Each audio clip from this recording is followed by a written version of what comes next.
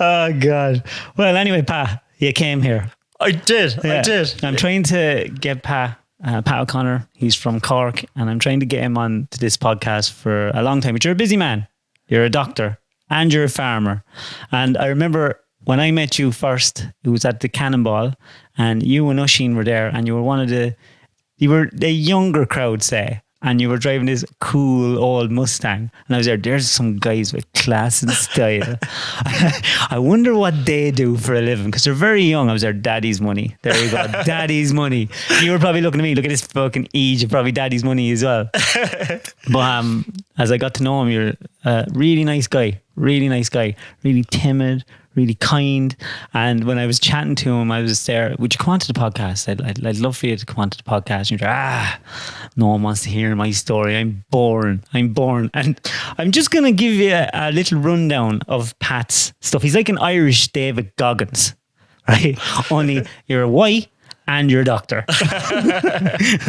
Rode the Atlantic in 2018, cycled the length of Ireland in 24 hours without stopping. I don't even want to ask you to stay your ass after that. Bronze in World Kickboxing Championships in 2013. And that's just crazy stuff. And what age are you? I'm 33 now. 33? Yeah. You're real young. I can say that now that I'm 42. I can say that. But I like to go back to the start, because I like to follow people's journeys, because everyone has a different journey to get to the destination they're going to. Yeah. And you're probably the first person in the academic world that I've had on. And I just find it really interesting. Like, where did you grow up? Yeah, so I'm a country boy, as you mentioned. So grew up on a farm, humble background. So in Castletown Road, just a small little village in North Cork, it's kind of between Mallow, Mitchellstown and Fermoy. And I suppose farming was the only kind of life that I knew growing up. And my life kind of like moved on from there since, and never really saw myself ever pursuing an academic career, to be honest with you. When you were young? When I was young. And had you a big family? Big family, yeah. So I'm one of seven, second eldest of seven in the family. So I have 4 sisters and 2 brothers. So it's quite a big family. That's quite a big family, yeah. Towards nowadays. Yeah, exactly. Nowadays anyway, yeah. And when you were younger, did you love farming? I did.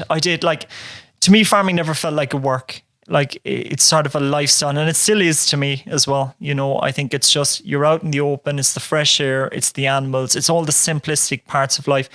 And I think it's the diversity of it. You know, one minute you're calving a cow, the next minute you're mending fences, the next minute you're putting the gearbox into a mower. And like, these are even like jobs that I'm thinking of having done recently. So I just love that sort of not knowing what you're doing and not knowing what time you're finishing up. And it's just so rewarding. You know, it's one of those things that you can throw the phone aside and you're kind of out there in the elements. And when you were younger in school, did you look forward to getting home to farming as a release from school? Oh, I was a bit of a pup. I wasn't even really turning up to school. Really? I was calculating the days that I could get away with without turning up to school. And I remember I used to always turn up to my parents and I'd be like, oh, look, you know, I don't have my homework done. But look, if I stay at home, I'll do the bit of farming. I know we're behind in fences or whatever. And look, when we get the farming sorted, it's then like I'll go away and I'll do a bit of study, and sure, like they'd agree to it then. Was that in secondary school? That was, well, yeah, it was secondary school really. It was kind of on towards the later stages in secondary school. How did you find secondary school?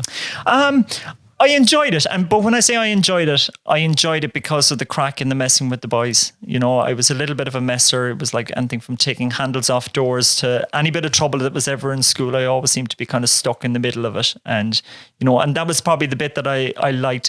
Did I like the academic side and the studying and things? No, I didn't actually. Were you good at it? I wasn't good at it. And I think this is the one thing, I think people look at the perception and they're like, oh, when they see that you're a doctor, they're like, oh, you've obviously always worked and, you know, been very good in school and very academic and things. And that wasn't the case for me. Like at 16, I wanted to leave school, and it was 100% given. Just had enough of it, and you want to leave? I had enough of it. As in, like, it was kind of always my plan. It was like, oh, sure, look, legally I can leave school at 16 and I'll go. And I had 2 interests, farming and cars. So in my head, I was going to be like tuning cars by the day and farming by night, or doing vice versa. And that was my idea in my head. And probably not the most realistic goals of, like, I was like picturing sort of the Fast and the Furious here, rigging cars up to nods and doing all this kind of, yeah, exactly. Not sure there would have been much of a market, but it was kind of like my parents that kind of pushed me. It was like, no, look, you have to go to college. And that was sort of their thinking. And it's not that I'm annoyed with them or anything, but it was like they had that sort of thinking or mindset that was like, go to college, get any job you want, but get a degree under you. And then when you have your degree, if you decide you don't want it, that's fine. You can put it aside and you can do farming or do whatever else you want. Were they strict? They weren't necessarily strict. I suppose both of them would have both been very humble, and both of them would have been farmers as well.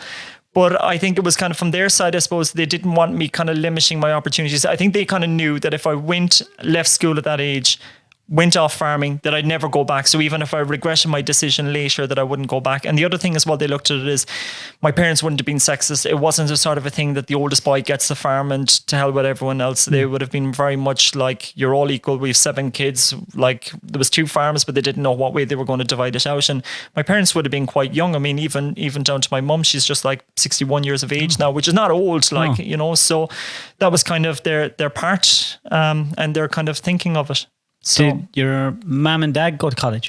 They didn't. Like dad would have done some sort of accounting degrees and things on the side, but it would have been kind of from an interest part, and he'd have kind of done a few welding courses and things like that. But they would have all been just kind of things that he'd have had a bit of interest in, and it was just kind of like, oh, for the laugh, I'll go away and I'll do this and I'll do this particular course. But no, both of them would have been farming. Like they'd have done the green cert as part of the farming side, but it was kind of less strict, I believe, back that time as to now.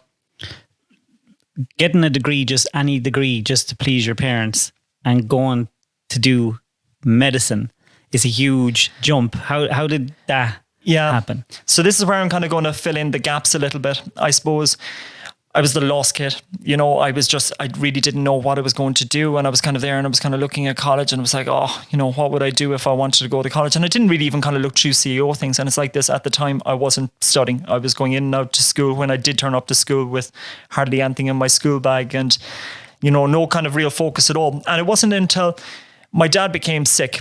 So at 49 years of age, just kind of setting the scene here, he was fitter than I am now. Never smoked, never drank. And he, incidentally, I was out milking the cows with him and he suddenly got a pain in his side and went into hospital. Long story short, he was diagnosed with a renal stone, but they performed a chest x-ray, and on the chest x-ray they found a shadow.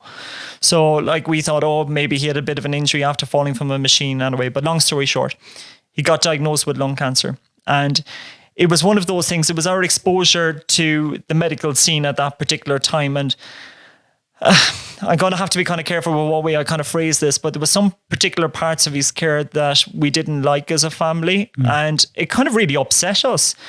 And it was at one of those times I'm like, how can someone treat someone like that in the most vulnerable time in their life? And that was it. That was the switch that clicked for me, that I'm like, I want to make a change to this. I want to be the caring doctor that's there for the patient. And that's what I want to do. At what age? So this was about 17, 18. No, yeah. it was 18 is what age it was, because I was actually in Leaving Cert at that time. So we were coming into the Leaving Cert exams. I actually failed my Leaving Cert. The boys used to joke about the points that they got in the Leaving Cert. They were like, oh, we went out and we drank more points than on the night than we got in the day. You know what? The only thing is I didn't go drinking that day. So that was probably the only thing. It was the reasons why. But anyway, so I went away and I repeated my Leaving Cert. And he was still sick during this time. So I went away and I repeated my Leaving Cert. And there was this HPAD exam. It's an exam that you have with your Leaving Cert to get the points to get into college or whatever else anyway. So for medicine. So studied my butt off to get into medicine anyway. And I came up with a really good Leaving Cert. It was like I got 590 points. And this is sort of the old time when like 600 would have been points in the country. Exactly. So the year before I'd have got medicine in any college in Ireland, but my particular year, because it was the first year of the HPAD and I messed up the HPAD, I didn't get medicine. So long story short, went in, started in pharmacy. So did a year of pharmacy, and it was during my year of pharmacy that Dad passed away. Sorry to hear that. So at this time, my parents would have made a lot of financial investments at home. Financially, things were very tough, and I accepted, look, my chance of medicine is gone out the window, and I'm certainly not going to put that on my mum or on my younger siblings when finances were kind of tight already to even give it another go, plus also picking up the slack of doing the farming and things at this time. So I kind of like put the dream aside. Was it just you doing the farming this time? And my two younger brothers now, they're like... They must have been kids. They were kids, you know, at the time. But we hadn't really a choice. I mean, like, you're faced at a fact at the time of like, we were down a lot of money, and it was all money that was taken from the bank. So we had a choice of, we either sold land, or we got out of business, or we put our heads down and we worked our butt off and we got through it. And That was heavy on kids. it was heavy on kids, but it's one of those things. We all had our choice, and it was our choice that we wanted to do it. You know, this is what we grew up with. It was what we kind of built up on that, and it's something that we didn't want to let go. Yeah. And I think it's one of those things of, when you go through something like that, it can make you more determined. You know, when you become comfortable in life, that's when you become complacent and you don't push yourself as hard. Whereas when you have to work hard for something, it gives you that extra determination, it gives you that extra drive. So kind of from this, my older sister Elaine and my mum both kind of sat down with me one night, and they were like, do you still want to go for medicine? And this kind of came completely out of the blue. So I said, look, I'd love to, but I knew that we'd have to pay 6 or 7 grand or whatever to do college. And that was even if I got the place or whatever else. So they were like, don't worry about the money. We believe in you 110%. If you want to, we'll back you. So they were like, if you want to go for it, you go for it. And that was it. So I resat the HPAT exam while doing my pharmacy and got into medicine. And since then, I've never looked back. Wow. Yeah. So That's some catalyst. it's mad. And it's funny because it's one of those things that it's how something small, or not something necessarily something small, how something can happen in your life and it completely changes the trajectory of your life and where your life goes, you know. But And from that moment, did you just become hyperachieving? Or do you just like to put yourself in a lot of pressure? Or do you just love loads of goals and then meeting them? Loads of goals and meeting them? yeah, and it's something that I try and find out reasons why I do something. If I do something, or if I have a feeling that I want to do something, I always try and kind of have that little bit of an insight as to reasons why I want to do it. I think my particular thing is I know how precious life is. And I think it's from my job, from obviously seeing dad passing away so young, etc. One of the things that I always listen to my parents saying is that the 25th wedding anniversary, they were going to travel the world together. They were like, look, you know, we can't travel when we have so many young kids, we can't afford it and whatever else. But they were like, their 25th wedding anniversary was the time that they were going to travel the world. And it was that at that time that I was kind of like, oh, okay, look, I understand they're trying to build an empire, you know, they're growing and growing and growing. But they had this idealistic picture that at the 25th wedding anniversary, that the kids were going to be old enough to kind of mind themselves, that they financially be a little bit more stable, both will have good health and they'd travel. But the reality was, at the 25th wedding anniversary, like, dad was too sick to get out of bed, and it was something they didn't celebrate. And you're like, this is an opportunity that they've missed out on in life. So now I'm kind of like, if you ever have an opportunity, you have to just jump at it with 2 feet, because none of us are like, in 12 months' time, we may not be around. You know, there could be a car accident, there could be whatever else. And I think it's always one of those things. And this is going to be the most depressing podcast here. We'll have to cheer us up in a minute, but it's like, We'll sing a song. I mean this in a sort of a happy way, but like, if you look at it, and if you were told that your time has come, or if you're on your deathbed tomorrow morning, that you look back and you say, well, God, do you know what? I'm happy I live my life, as opposed to not giving time to family, as opposed to not doing all these other things because of a selfish reason or whatever else. And that's kind of the bit, or reasons why I'm kind of thinking. It's like that famous quote. I don't know who said it. I think it was French Pascal. A man has only 2 lives, and his second one begins when he realizes he only has one.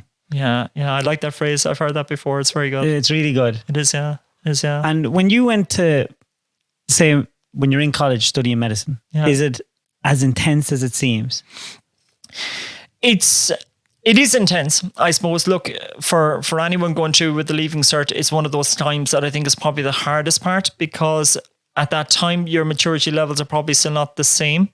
Whereas when you kind of move into college, I think you have a little bit more freedom, and it's probably not as hard for that particular point. It's learning, you know, it's putting in the information into your head and giving it back. And that's probably what the biggest thing is. Look, there's an element of strategy. There's all these other little bits with it. But I think if you kind of keep ticking along at it, I still feel getting into college is probably the hardest bit of it. And I think when you're kind of in the door, it's easier to get out the other side than kind of getting in the door. And that would be my own personal opinion. Others may disagree with me, but you know, I think it's very achievable to kind of get out the other side once you've got in the door in the first place. It's like, even though I think you have to be mature as a young man to sacrifice the good times that everyone has to study and do all those things. There's a lot of people at that age don't have the foresight to do that. But you had that drive back then to do it? Yeah. And was it go ever since? Go, go, go, go? Yeah, like for the majority of it, I think so. Yeah, it's just trying to like live every moment of life to the full. And how do you fit in? Oh God, that's a lot of studying. I think I'll row the Atlantic. Like, how does that happen? So yeah, that was one of those really random things. So we were studying for an exam. It's called pathology. So it's not the most exciting exam to study for, but like life couldn't feel any worse when you were studying for it. And it was a sunny day outside, blue sky, and we're in there halfway through our exams. And one of my buddies rang me up. You know, Sean Underwood. Now he's a good friend of mine, but he's a bit nuts. And I mean this in the best way. But he rang me up and he's like, "Oh, Pat, would you be up for doing some rowing?" And I'd be like, "Oh yeah, like, but I've never rowed before."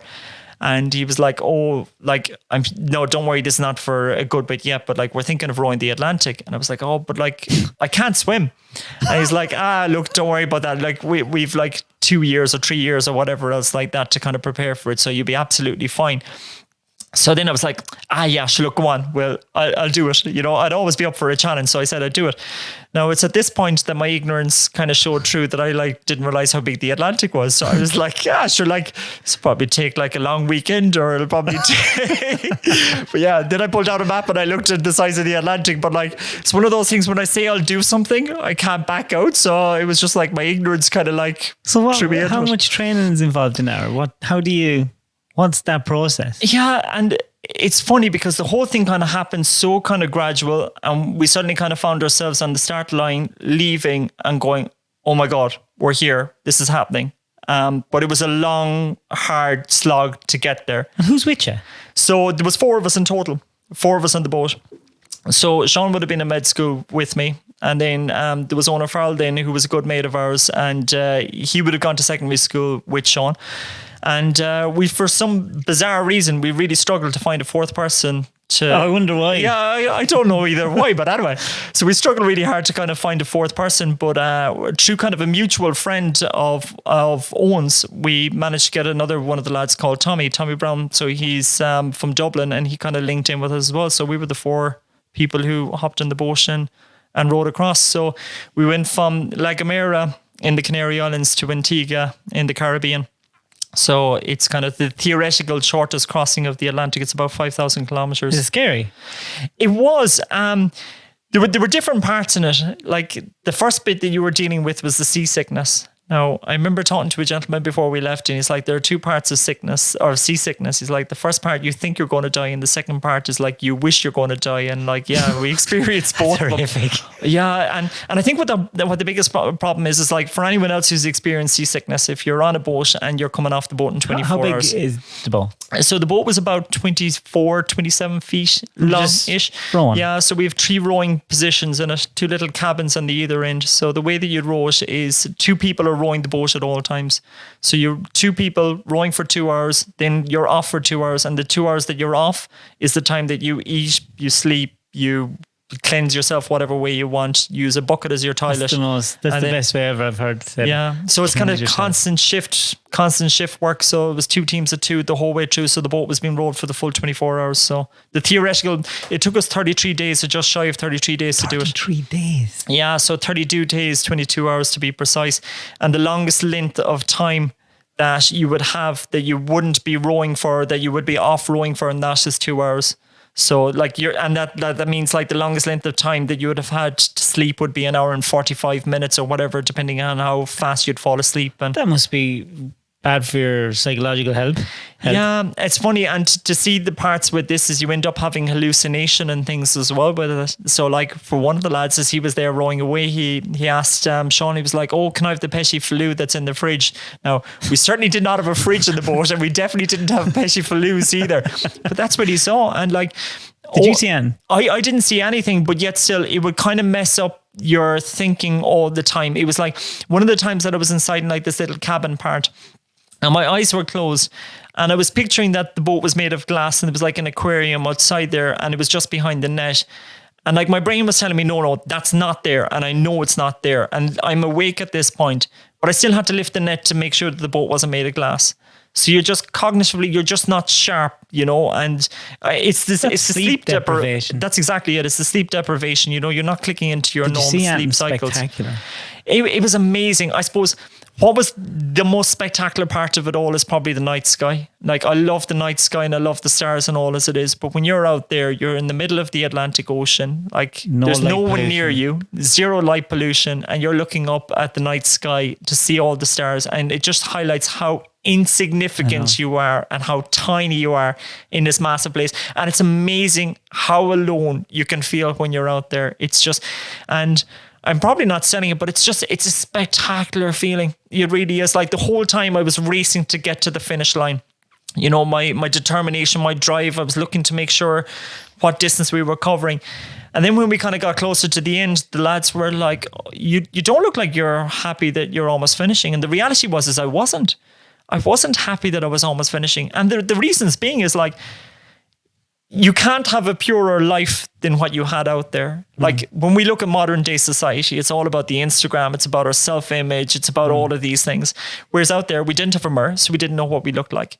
You weren't shaving. You weren't combing your hair. And you didn't care. Even clothes-wise, we weren't really even wearing clothes when we were out there. You didn't worry about your food because your food was pre-packed, dried food inside in the cabin. So you didn't worry about that. You didn't worry about contact with people. You weren't worrying about bills. You weren't worrying about any of these things, but you just had that sort of self-awareness, that time for doing your meditation. And it was like, you got up, you rode, you slept, you rode, you slept. And how close you can come to people, like, at a time like that, the stories that you share and things like that, it's just, it can't be replaced. It's amazing when you strip back all the minutiae of life that you feel more alive. So true. It's always in moments like that. Yeah. It's when you're at your most basic, the basics of life. It is, yeah. What was the first thing you done when you got to the end? Yeah, so my family came over, and that was a surprise because I didn't think they were coming over.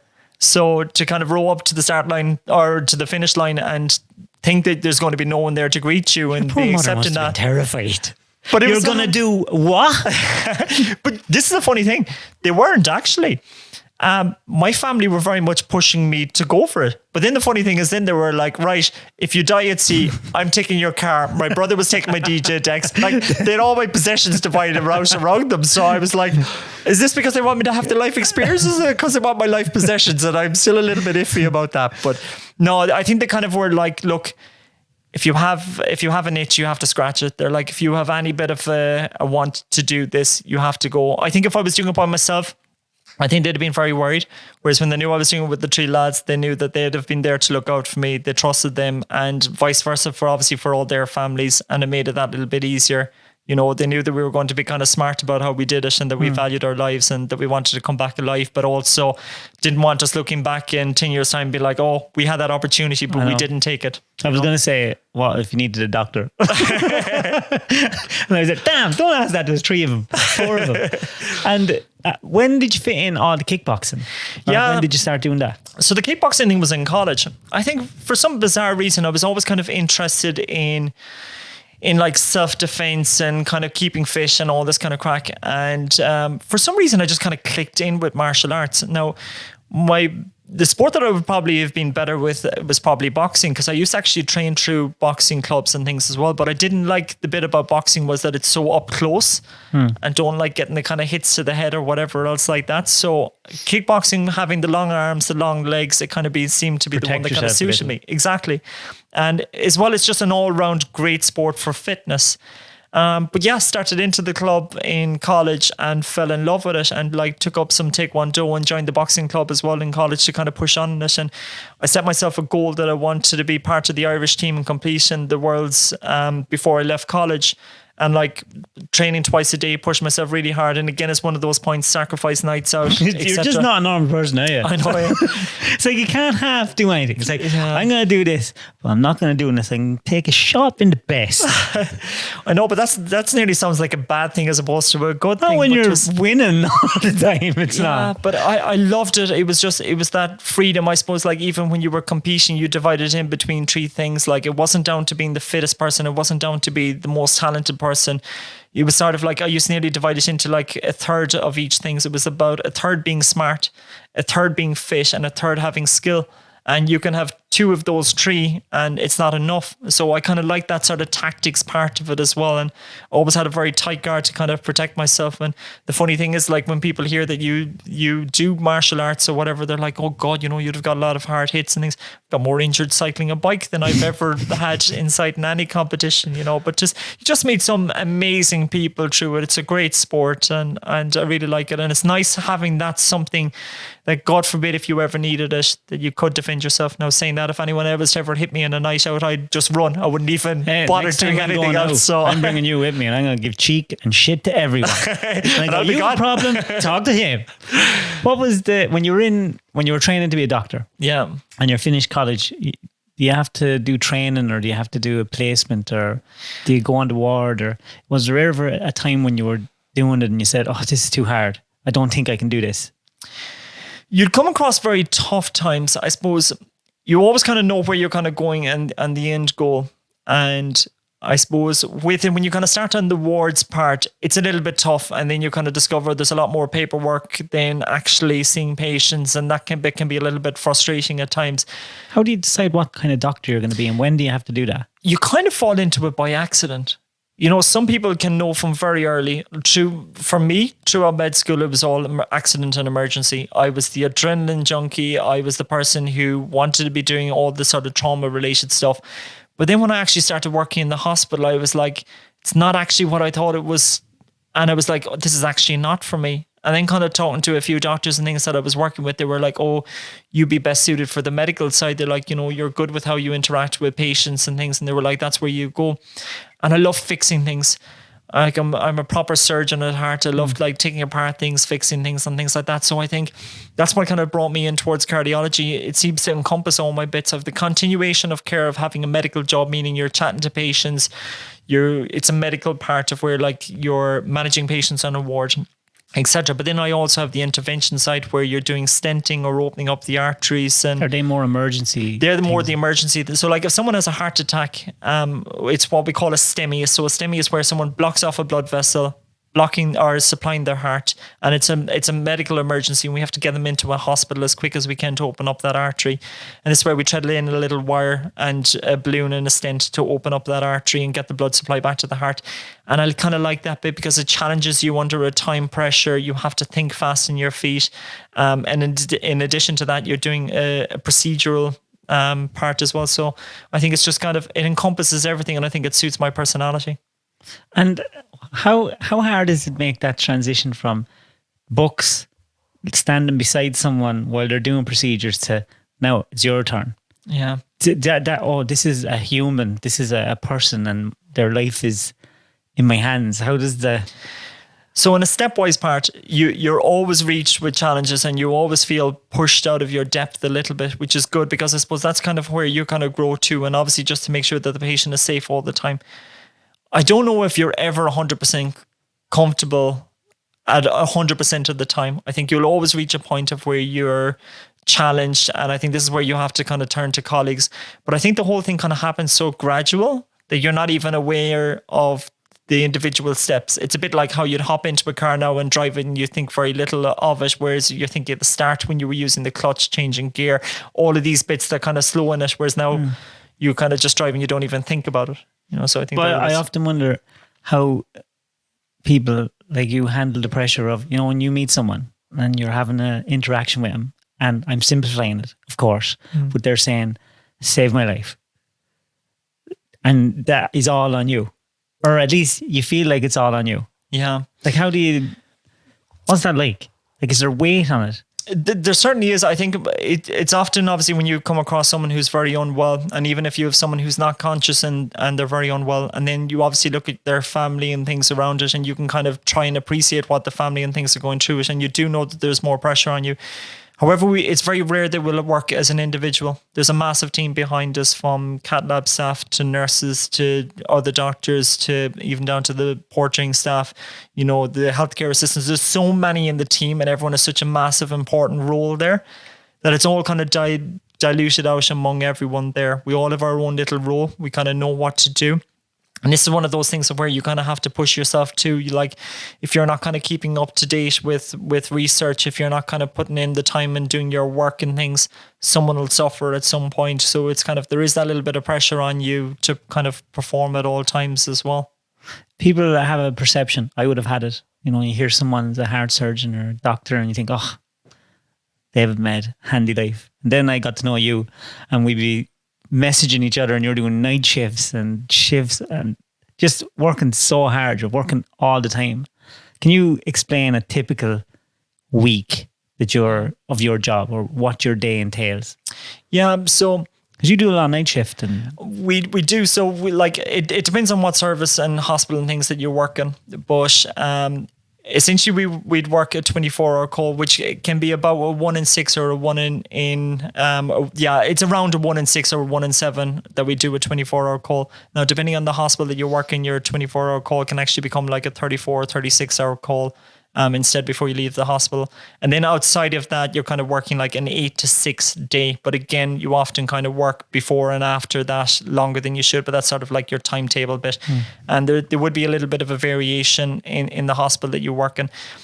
It can become a bit life consuming. And I think this is the part where you have to be very, very careful because it can all happen so gradual. And you can be there and you can turn to your colleagues and you can look at your colleagues and be like, oh, they're putting in the same hours. And you can look at that as being the normal.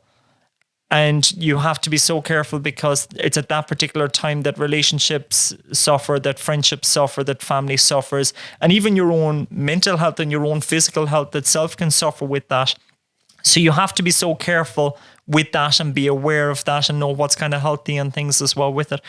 It certainly kind of highlights that you have to be incredibly efficient with how you kind of manage your day and run your day, and to make sure that you're kind of eating as best you can or eating healthy with it, getting your bit of exercise in and minding yourself, and also watching out for colleagues and things as well to see in case anyone is suffering a little bit and that you're kind of there for them too.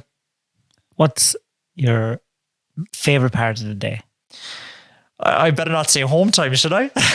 well, of course, home time, but just in general, I kind of love the morning part. Like, I think it's just, I'm very much a morning person. It's getting going early in the morning and you kind of feel like you've that sort of early start. And this is kind of where you're kind of getting to know your patients that would have kind of come in overnight, and you're kind of clicking a plan in place for you. And it's at that point you decide the rest of your day. And I think that's probably my favorite part of the day. What part do you hate? I suppose the paperwork is always frustrating. Is there an awful lot of that? There is quite a bit of it. Now, I suppose, look, a lot of it is sort of from patient care part as well, but it's kind of like, signing off letters and all of this. Like, it's all an incredibly important part, but yet still it's chatting to the patients, it's having that bit of banter with the patients, it's doing the medical procedures. They're kind of the exciting bits, whereas signing off letters that you'd have dictated or whatever else like that, it's just not as exciting or whatever else, but still obviously a very important role of the job. You love farming though. I do. You send me messages and pictures and videos and you'd be farming. Your mother was out bailing with you one day. She was, yeah. She was bullied into that too. There's no one left idle in our place. If you're looked like that you're not doing something, you're put up in a tractor, you're doing whatever else. How do you balance it? See, one job is the perfect break from the other. Like, I think the reality is if I was farming all the time, I probably wouldn't love it as much, because you'd probably look at some of the financial sides of it or the isolation sides of it, or, there's certain aspects of it that you might find tough at that particular time. Whereas when I combine my medical job with my farming job, got the best of both worlds. When I'm in the hospital, I'm meeting loads of people, stimulated all the time, and kind of feel like you're kind of challenging your brain quite a lot inside there. Your phone's going the whole time, bleeps going the whole time, you're indoors. Whereas then when you're in the farm, you throw the phone aside, you're out in the open. It's just, it's nearly the complete opposite contrast. But like, I love one job as much as the other. Like, when I take holidays from one job, it's to do the other job. I'd say save a fortune on vet bills.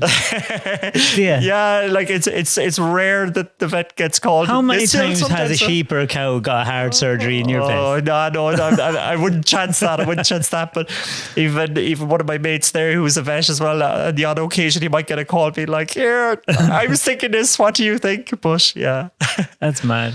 What's if you had to? You farm dairy. Dairy, yeah. We've a bit of tillage as well, but it's mainly dairy. Did you always like dairy? I do. I think there's so many different aspects to dairy. I suppose 1 minute you're fencing, the next minute you're calving a cow, the next minute you're out cushing silage, and we cush all our own silage and things at home. So I kind of love the bit of work with machinery. So there's just so many different parts to it that I think I love. Oh, the farmers are going to be, these are the important questions now. The farmers are going to be wondering, what's your favorite tractor? Oh, yeah. No, the tractor has to be red. Has to be red. Has to be red. Massey. So we've a Massey, we've a Case, and we actually have a red New Holland, but all tractors are red. So this Everyone's is all going to be asking, so are you Church of Ireland? I'm not. You're not Church of Ireland. So he's not Massey. Church of Ireland. So everyone, all the Illuminati lads would be wondering now because they go mad over tractors. Yeah. Normally around people say if it's a Massey Ferguson, it's Church of Ireland. Oh, is that it? Yeah. Or a Diet is a Church of Ireland tractor. Oh, yeah. Seemingly, I don't know. This is what I had to be told. Yeah. That is what I had to be told anyway. When you were kickboxing, did you ever get injured?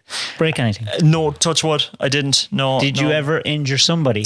I accidentally knocked out someone in something that was supposed to be knocked out their teeth. No, I didn't, and I actually felt really bad. I'm a doctor.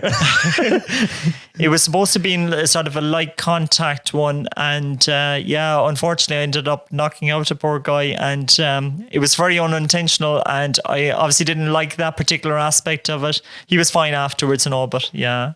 You cycled Ireland, in one day, the whole length of it.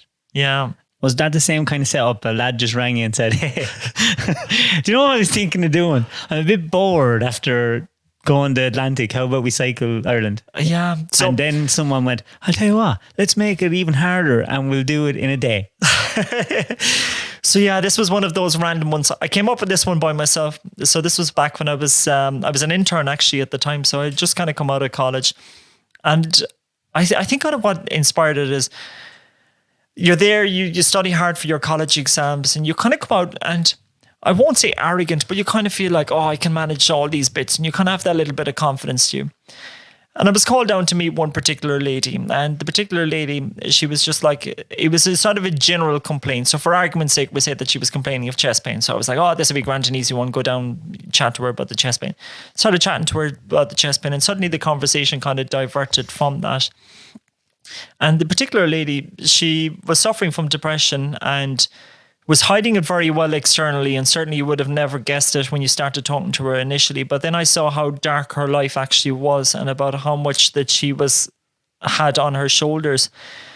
And it's at one point in my life that I felt so utterly useless. I was like, there was nothing I felt like I could do for this woman. And she really stuck with me. I think it was the fact that it was probably one of the first few patients that I met, and I felt so useless. And I'm like, oh, what am I going to kind of do with this? And obviously an awful lot of the work we say that PHA House and things do as well. A lot of it was sort of on the limelight and things at the moment. So I was like, I want to kind of create a bit more awareness as to how small Ireland really is. And I want to show that like we're such a small community that we should never be caught for someone to talk to. And I was like, even more of that the country is so small that you can actually cycle from one length of it to the other without stopping in 24 hours. So I typed it into Google Maps, and I was like, Mallinhead to Mizenhead. Typed it into Google Maps, and Google Maps will tell you it'll take a day and 7 hours. So like Google Maps doesn't like take into account that you need to sleep or that you need to pee or that you need to do any of these things. So I divided out the average speed, and at the time, I wasn't a road cyclist. I was a mountain biker, but I wasn't a road cyclist. So I kind of went and I searched a bit for bikes. And this was one of the things I kind of messaged a few of my friends to see if there was anyone kind of up for it, and like kind of got a bit of support and things kind of with it, and went looking at bikes, and randomly then kind of found myself at the start line and started off. And it was in a Halloween night, because like for anyone, winter. It was in the winter time, because I suppose we'd have started our job in July. And it was kind of one of the earlier patients that I saw it, and I kind of set myself probably about 8 weeks of training to actually do it. So I bought the bike. I was cycling up and down to work, like from home up to work was about 47 kilometers. I'd have a bag on my back that was sort of heavy, and you were kind of cycling up. I'd probably leave home, say at like 4 o'clock or 5 o'clock in the morning or whatever else like that, to kind of cycle up to work and then cycle back home in the evening. And that was kind of my training predominantly for it. And the other particular side of it then is what I was doing is I was kind of in keeping with the whole darkness to light sort of theme. So I started late in the evening, kind of worked through to be finished within the 24 hours to be kind of out at the other side. And it was sort of one of those ones of like when you were in pain and suffering on the bike, that it was one of those things that you kind of looked at and be like, well, look, there's other people out there that are suffering more than I am, and I'm doing this for them to create awareness and things for them. So you power through it. And it's one of those things of like, it shows the incredible strength of the mind. Like my body was saying stop, and my mind was like, no, like you're doing this, you're going to make it. And I only made it with like a few seconds left. I think I had 47 seconds left on the overall clock, which just shows that like it completely came down to a mind game in the end of how you were able to push yourself to that point. But an unbelievable experience, and obviously created great awareness for it. And even a lot of people kind of reached out to me afterwards with their own particular stories and how it kind of changed a little bit for them and things, which is nice. And also kind of raised a nice bit of money for charity as well in doing so as well. When you told me that you did that, I thought it was a joke. I wrote it down. I was going to tell it later. Oh, it's No, that's amazing. Thank you. And when you're talking about the mind, I always love asking Doc. I actually got talking to you and Oisin about this at the Cannonball, because I met you at the Cannonball. How much of people's health is down to negative emotion and their mind, or even getting better after an injury if their frame of mind isn't right? Like, is a lot of it down to the mind? Is the mind that powerful? I think the mind is incredibly powerful. I mean, they talk about this whole placebo effect. And even that in itself is sort of mind-blowing, how essentially that you will give someone a medication or a tablet. We say, for argument's sake, if you're complaining of a headache and I have one tablet is a paracetamol and the other one is just made up of sugar or made up of something that's not actually containing any medication. And if you have enough people in a room and you kind of give people nothing or give people this fake tablet, people who get the fake tablet not knowing that it's a fake tablet will get better with it. So that in itself is saying that the mind has obviously got a lot of power over what we can do with it. But I think it's huge. I don't think we fully understand the power of the mind. Some people even have the perception there, if we have a negative thoughts or negative feelings about something, that it'll actually be something that will actually pull us towards that, which is even a little bit more scary too. What you focus on. Yeah. So you know, we're that's why the eyes are on the front of our heads. That way we focus on something and we go to it. And if you're focused on negative stuff, of course you're going to go on negative. I always have to make a cognitive effort to not focus on negative things. Yeah. And that seems to have helped me in the last 7 or 8 years, because if you keep focusing on negative stuff, you just turn negative. You do. And even the people you surround yourself with. Absolutely. You know, and like you can suddenly find that there's people pulling people down, and before you realize it, you know, everything in life is horrible. And did you have to let go a lot of friends with the road you took? Your seems friends like a lonely change. road. With medicine, or with what particular part? So I think it's one of those things when you have true friends, time, distance, all of that never makes a difference. And I think this is probably one of those things that if I was to kind of look at my regrets or something that I would like to change a little bit more, it's probably the time that I give for friends or for friendship or relationships or whatever else, because that's incredibly important. But yet still I have a point of where I have a few friends that I would pick out and I'd be like, they may not hear from me for 12 months, but it's always one of those things that will catch up. And we might meet up at Christmas for dinner or whatever else. And it's like there was nothing ever happened in between. You know, so the friendship is always there.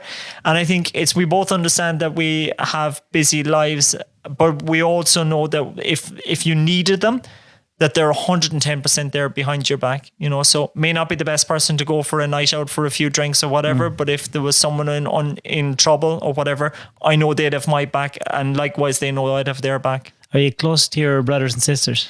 I'm incredibly close to them. From a distance point of view, one of my sisters in Canada and the other one is in the UK, but all the rest of us are here.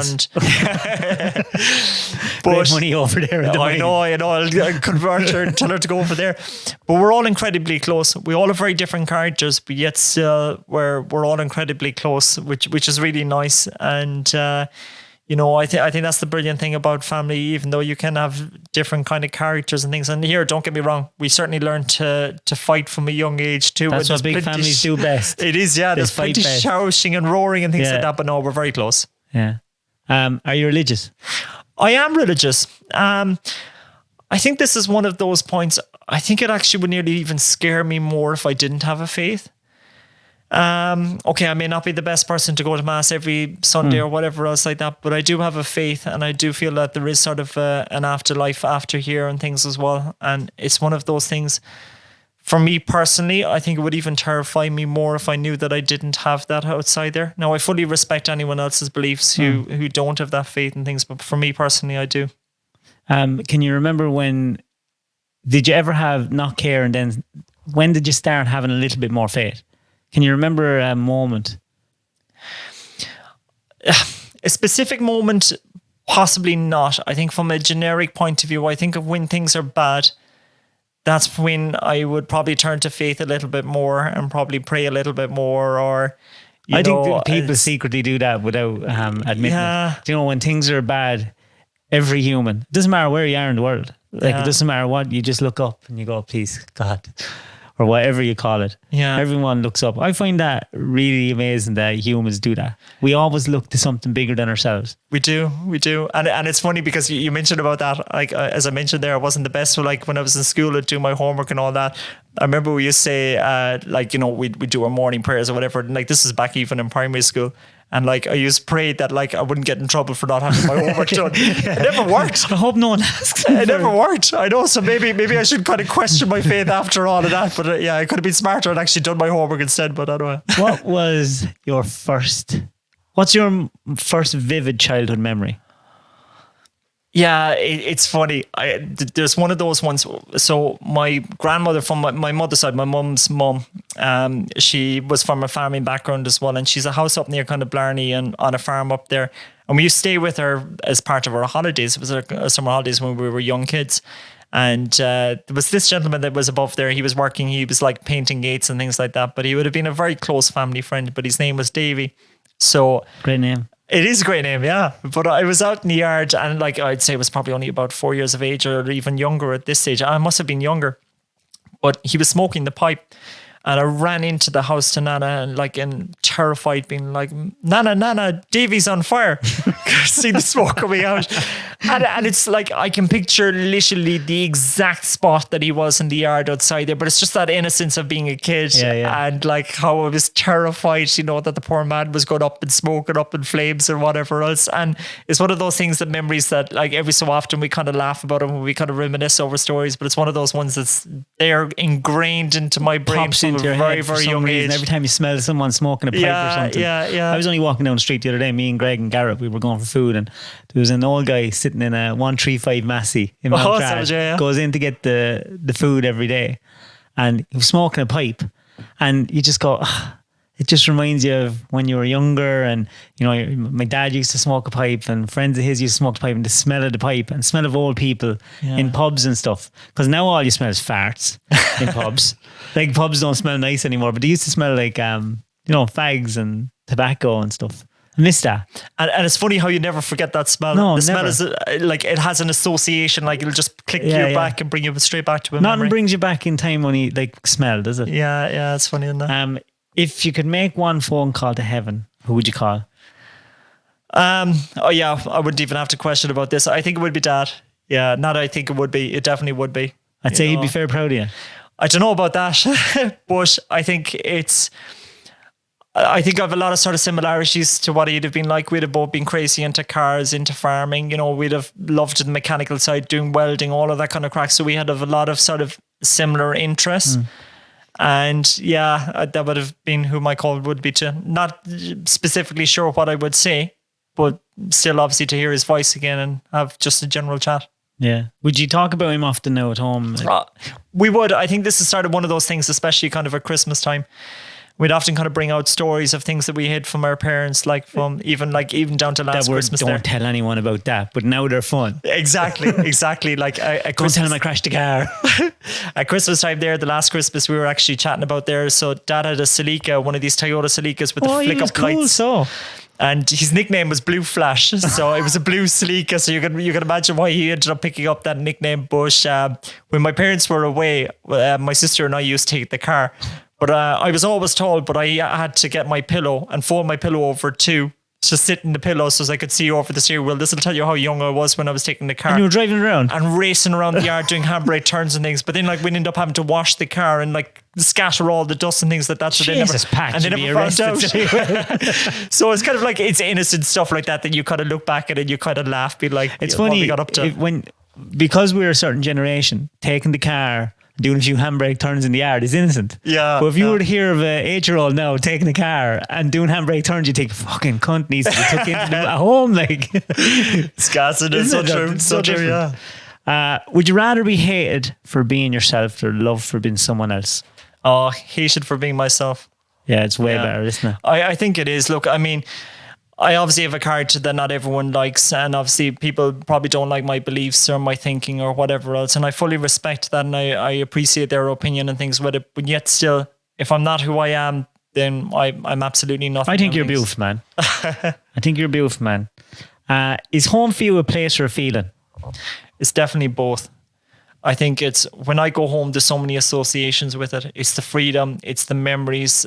Without having family there, it's absolutely nothing. So it's the past memories there. It's a combination of everything. Will you always live home? Will you build your house there or would you travel?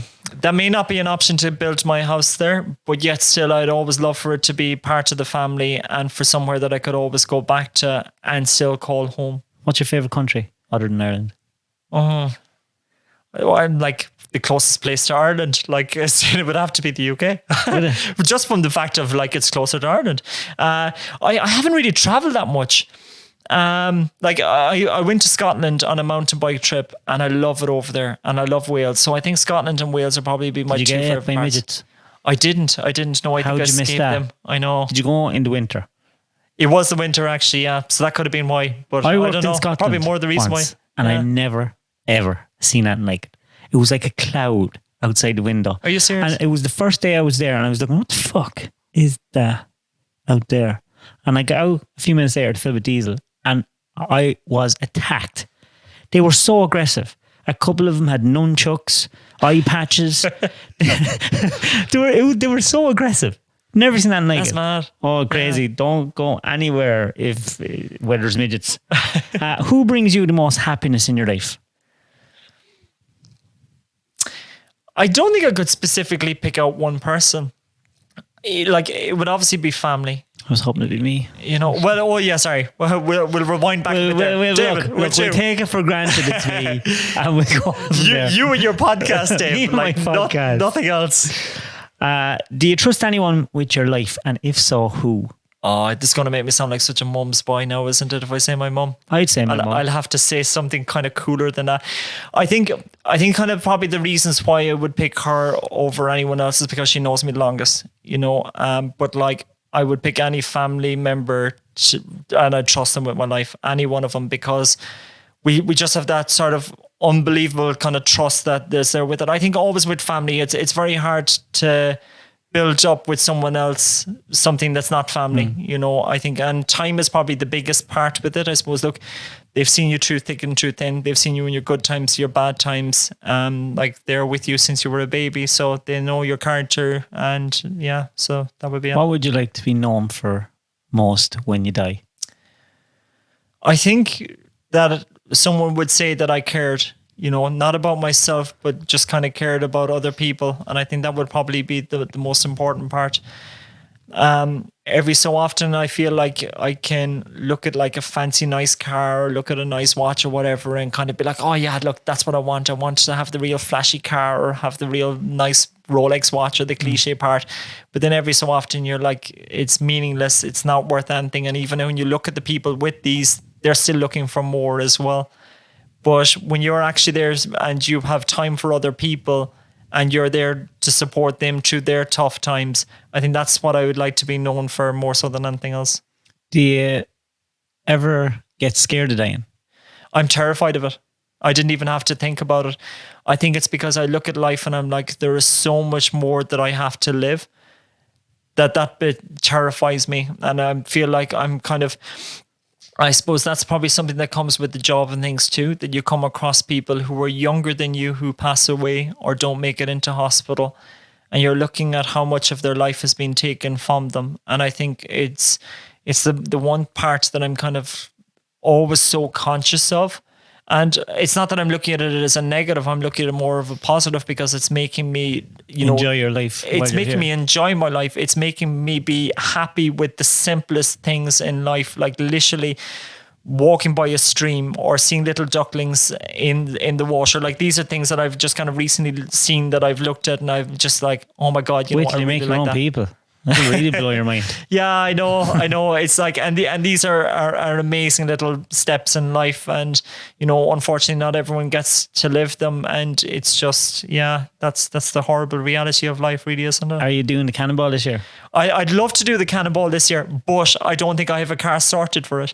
I was looking. I know. I was looking into buying a car for it. Now, obviously, my funds are not the fullest, but I would absolutely love to do it. I mean, even down to the friendship that I've developed with you, David, over the last just shy of a year. Now, flirting. But it's mad. Like you meet such amazing people along the way there, and it's just you're pulling people with a common interest and love for cars. But everyone's so different. But yet still everyone's from such different backgrounds. Everyone is so humble and just such great crack. And even the people, the spectators and things that you meet along the way. That was your first time to do it, wasn't it? That was my first time to do it. So if I'm not taking part in it actually with a car, I'll certainly be there out supporting. I thought you'd be there now. I'm raging. Well, we were fingers going to have crossed. the bands.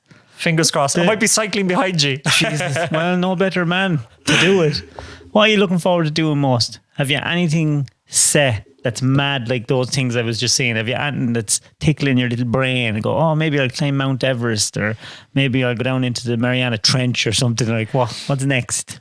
I've recently taken up kite surfing. And of course you have. I know. This is with one of my buddies as well. I actually thought, right, that you were going to say you had a flying wingsuit bar. That's what I was expecting. Oh, see, that's what I was thinking, but I didn't want to say it. I was thinking you'd judge me if I said that. So I was like, I'll tone it down a bit and say kite surfing.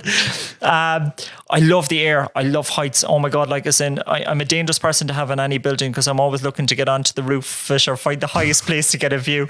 And with kite surfing, it just seems the cheapest way to fly. So I think it's a no-brainer. But yeah, so I've recently taken that up and I kind of want to get a bit better at it. So any bit of an opportunity that I have that I'm off, wind is in the right direction. I always have it in the car and camp out at the side of the beach or sleep in the car or whatever to get out, do your bit of kite surfing. And Did you win your car? I did win my car. Yeah. How did you win a car? It's a nice Jeep. It's a lovely Jeep. Yeah. A Discovery. This is something that I won when I was back in med school. So you can imagine it arriving in that's when everyone was like, oh, daddy's money, arriving in your fancy Land Rover. But there was a farming competition called Farm Factor. It was one based on kind of your farming abilities. It was on TG Car. And it was an element of luck going my way, but I managed to win it back in 2012. And so you were on that program? I was on that program, yeah. How the fuck did I not know that? I am going to start delving into that YouTube clips tonight. Now I'm going to try and find them. We're literally the Cúpla Focalas Gaeilge. That was nearly the only Irish word that I had. Can you speak Irish? No, unfortunately. Would you like to do Hell Week? To do Hell Week? I've seen little clippets of it and it actually looks class. I'm not sure if I'd be tough enough for it, but it just looks unreal. Of course you would. Yeah. You'd be tough enough now. You're tough as fucking nails. I wish. And say you were going doing the cannonball. Let's say you have loads of money. Yeah. Right? What car would you have? I'd love a Porsche GT3 RS. Of course you would. Yeah. God damn it. They're so sexy, aren't they? They're a gorgeous car. It's just like you see the big T-bar spoiler in the back of them. There's something kind of classy about them as well. There is. And they seem drivable. They do. It seems like something you can bring to mass. You know, you can go collect the kids, and then you can rip up the street with them. Yeah. Oh, there's such a lovely car, and even like I've sat into a few of them, and it's I think wherever go on holidays, it's like right, where's the local Porsche dealer? Where's the local Lamborghini dealer? And go look. I do that. But that's what you do when you get a bit older. When I was younger, I used to sit on the toilet having a poop, looking at done deal at all the cars I can't afford. Yeah. That's what I used to do. Then I got piled. Stopped doing that. But that's crazy. Yeah. Oh, they're just such a nice car, you know. But it's a poster on the wall. So yeah, someday soon. Is Oisin doing it this year? I don't know actually. God, I was actually only on to Oisin. I'm only meeting up with him actually this Friday. So we're catching up with him back in Cork. And I might try twist his arm to see if he'd be up for it again. I believe he's not, but we'll see. He's probably in love again. I know. Yeah. Love, it's always the kind of putter down, isn't it? Yeah. But I have to say, thanks a million for coming on. It's been an absolute pleasure. Before you go, if you had to give young people, not even young people, anyone, any advice now that's struggling, what would you say to them? I think it's just one of those things of like, you have to follow your heart. You know, you can't be pressured into doing anything. And it's just, you know, I think after the darkness literally comes the light. You know, you just kind of plow through any tough time or hard time that you have, and you'll be rewarded out the other side. And for anyone who kind of feels that they don't have kind of a sense of direction, like, time will click you into a certain place. As I mentioned, 16 years of age, I had no idea where I was going, and I had a perception of where I was going, and nearly terrified because all your friends knew where they were going, and yet still, you know, I kind of clicked into my own place. So not to worry, and just kind of plow through the tough times and the good times. And there is no avoiding the struggle. There isn't. No, everyone is hit with it. And I think, look, this is the bit, there's all this talk about social media and things about how much people can kind of hide behind it, all the smiles, the filters, and all this kind of crack. And I think it's only when you kind of properly get chatting to people that you know what's going on behind everyone's lives. So the people with the biggest smile can actually be the people who are suffering the most. So I think anytime that someone is going through their tough time, to appreciate all those around them are probably going through the same time or tough stage as well. And just to never be a stranger, never be kind of caught for someone to chat to, you know. Brilliant. Absolute legend. Thank you so much. Thanks a million for coming on. Absolute pleasure. I'll surely get you on again. And just, I'm not one to be giving a doctor advice, but for a guy that loves life and is afraid of dying, please stop doing so many extreme sports. That's all I'm saying. Just chill out a little on it. Just chill out. No, that's cool. Dave, you're an absolute legend. Thanks, man. Thanks, man. Everyone, I'll see you next week, and good luck.